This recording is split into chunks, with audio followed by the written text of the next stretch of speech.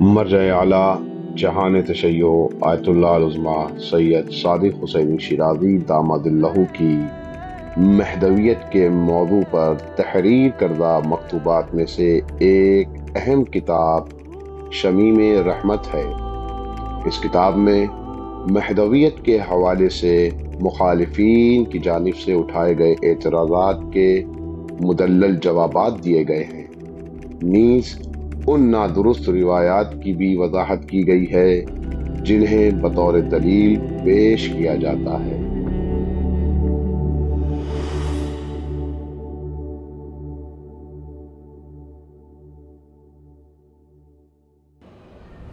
اعوذ باللہ من الشیطان اللعین الرجیم، بسم اللہ الرحمن الرحیم۔ الحمد للہ رب العالمین والعاقبۃ للمتقین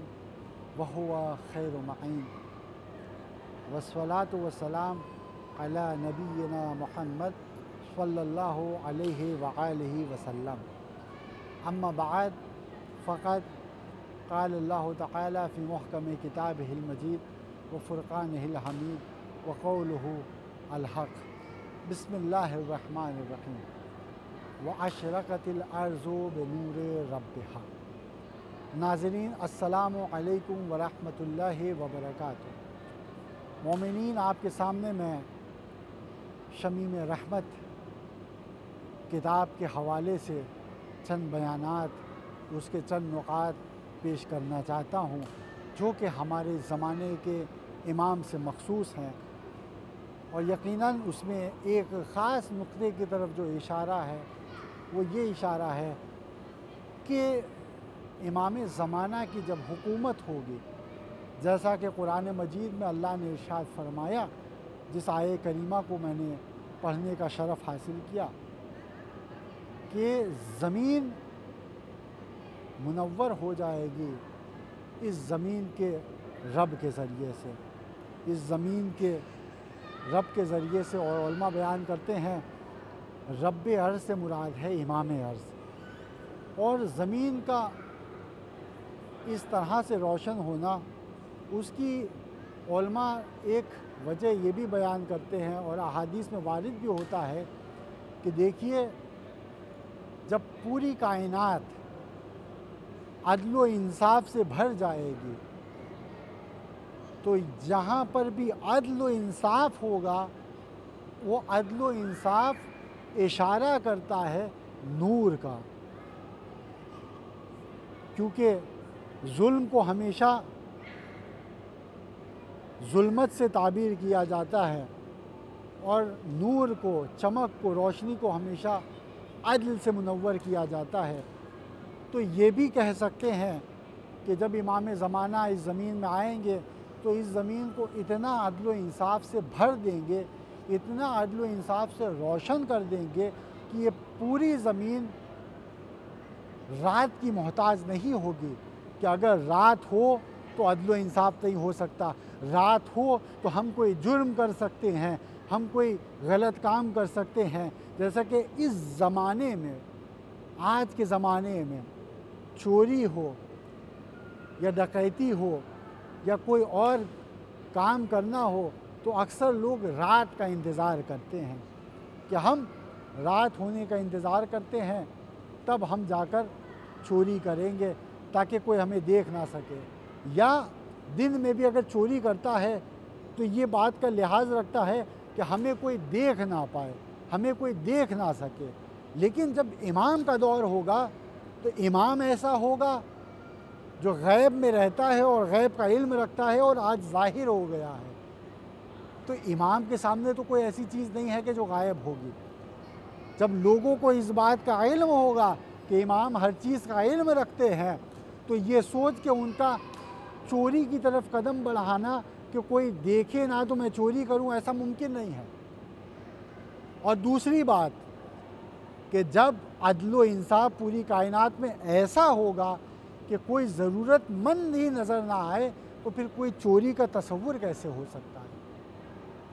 لیکن اس کے باوجود بھی روایت کے مطابق ہم یہ مان لیتے ہیں، یہ بات کا اقرار کرتے ہیں کہ بھائی انسان تو انسان ہے، امام ضرور عادل ہوں گے، لیکن عدالت کا تقاضا یہی ہے کہ جب کوئی جرم کرے گا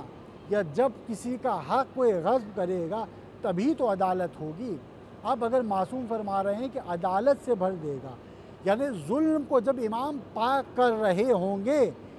تو وہ امام کے پاک کرنے کا طریقہ کیا ہوگا؟ تو علماء بیان کرتے ہیں، اور آیت اللہ صادق حسین شیرازی دامہ ذلہ نے اس روایت کی طرف بھی اشارہ کیا ہے کہ بعض لوگ کہتے ہیں کہ امام زمانہ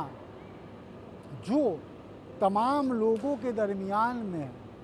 قضاوت کریں گے، فیصلے کریں گے، وہ ایسا فیصلہ کریں گے کہ جیسے جناب داؤد فیصلہ کیا کرتے تھے۔ کیا وہ بیان کرتے ہیں کہ روایت میں ملتا ہے